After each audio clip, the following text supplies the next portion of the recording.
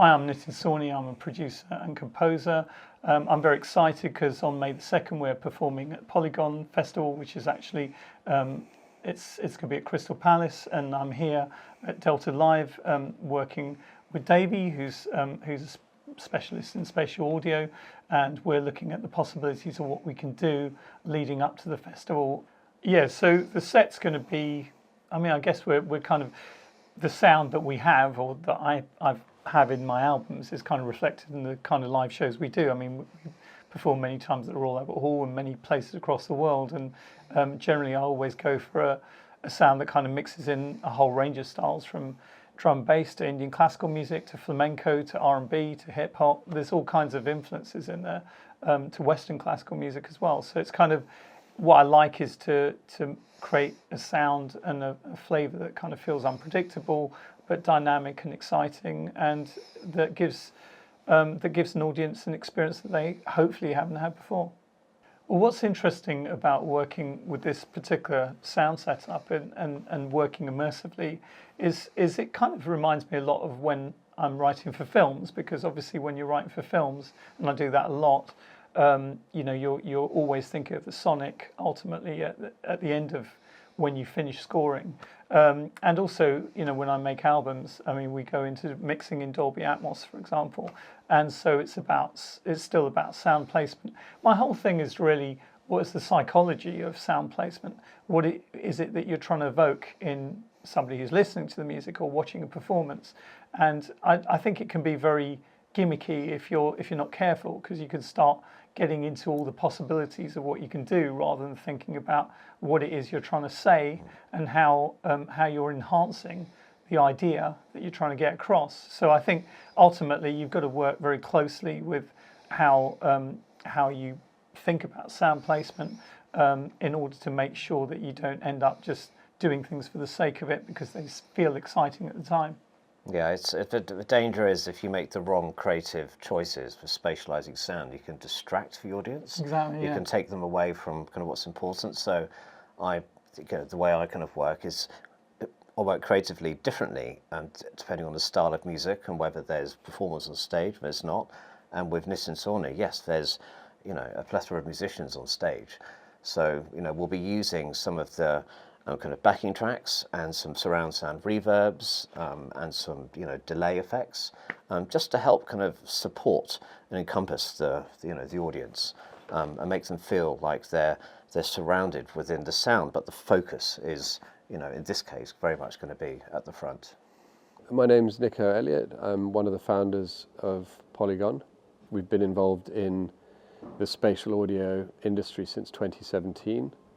We incorporated Polygon in 2018, and we are a collective of music and audio enthusiasts that are, you know, excited about developing spatial audio for the live music experience.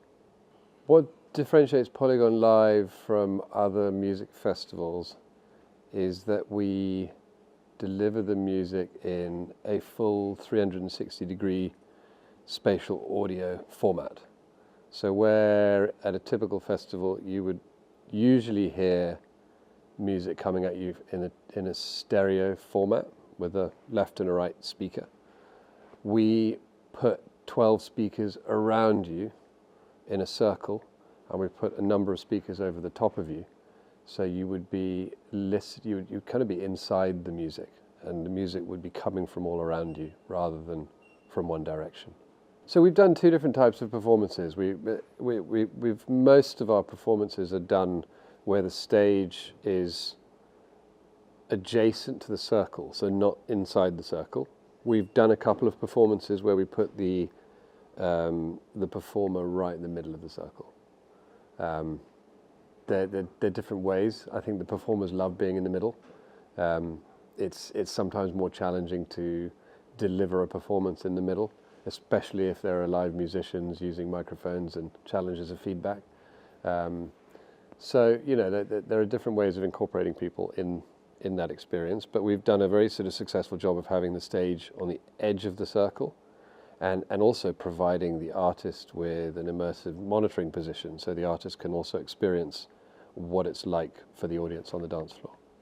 We try and spend, so in terms of planning and preparation for each artist, we try and spend a day in the studio with each artist, and sometimes also with their front of house engineers to prepare their work for the live performance.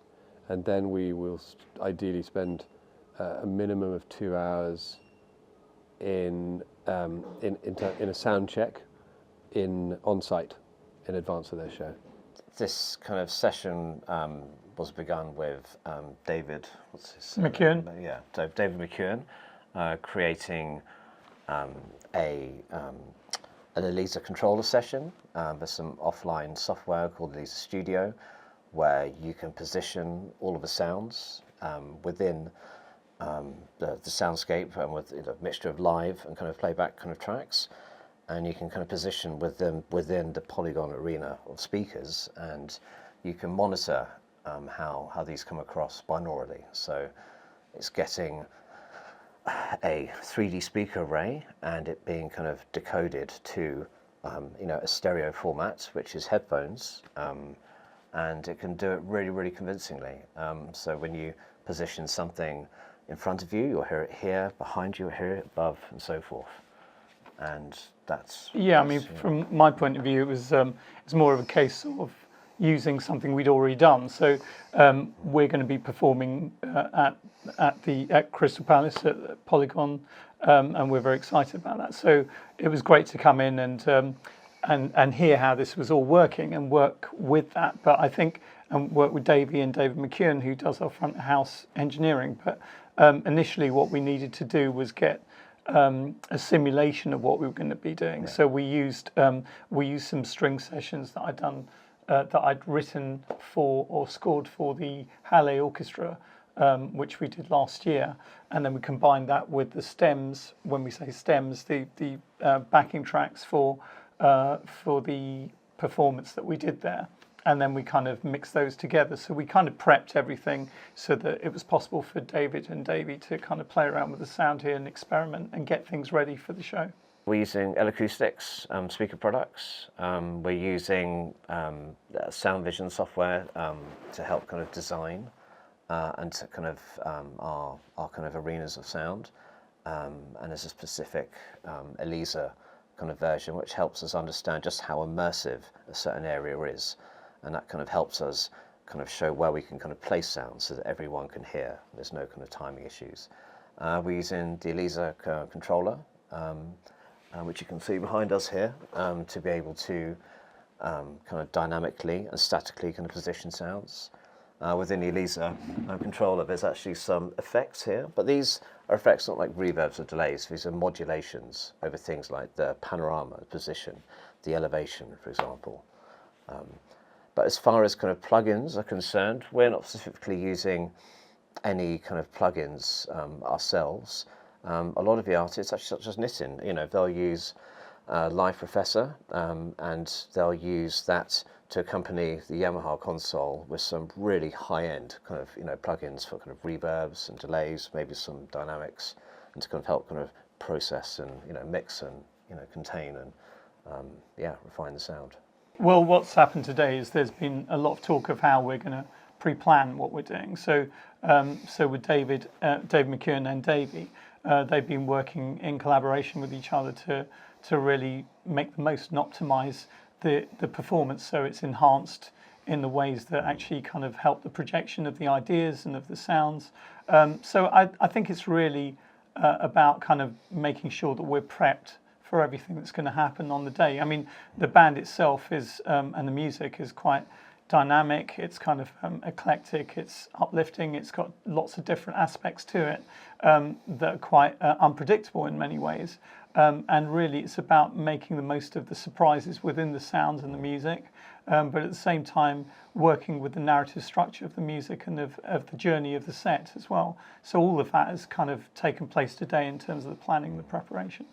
Yeah, within each song or performance in Nitin's concert, we'll create kind of scenes, and each of those scenes could be within a track or the separate tracks themselves.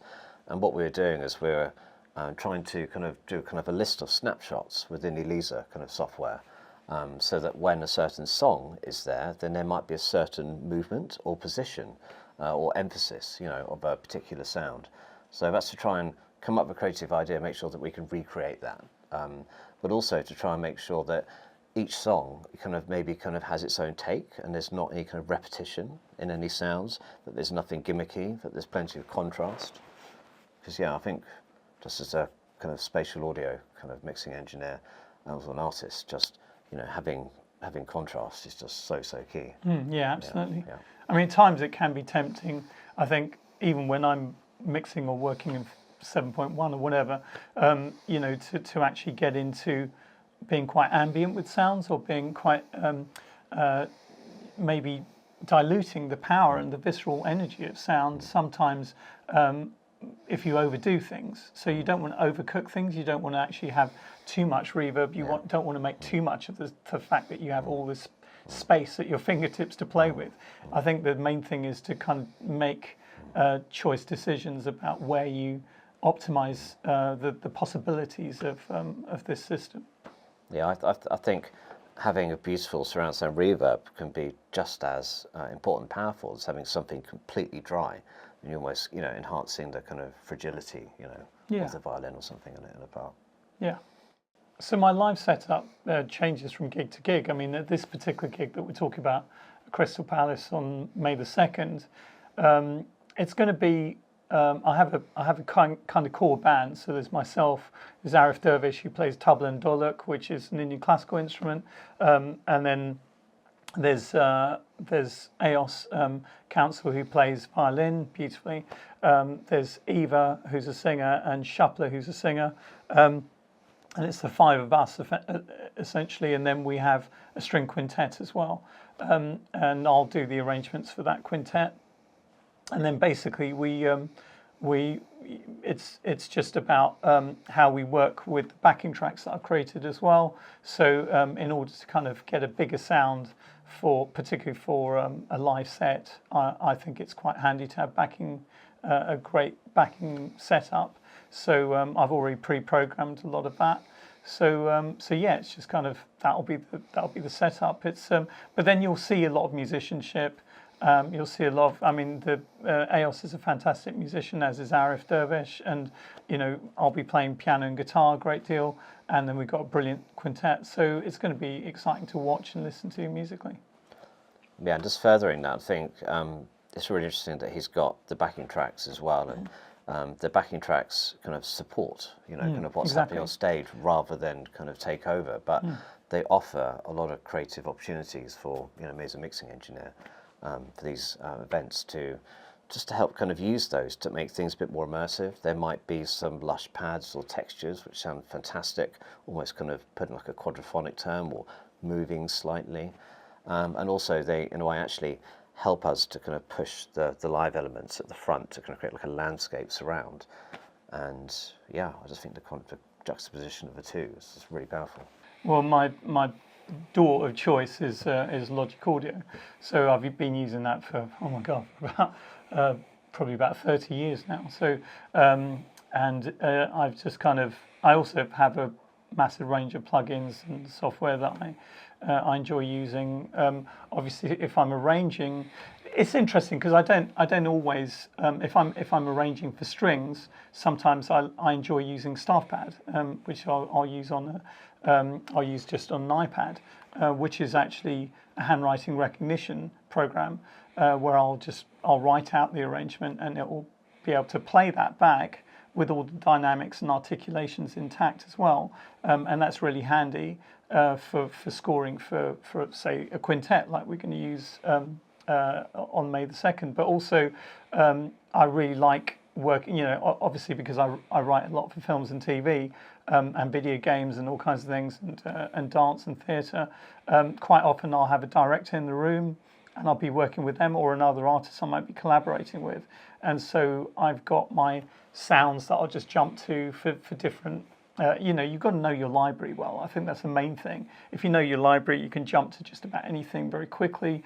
If somebody says, I want this kind of music, or I want this kind of sound, or this kind of flavour, you've got to be able to jump into that very fast, especially if you're working with directors all the time who can expect things literally on the spot. So, which is fine, you know, because you're helping them to realise their own vision as well. And so, I just kind of really enjoy working in the studio in a kind of collaborative, organic way that's kind of that's constantly passing ideas between yourself and someone else, whether that's another artist or a director.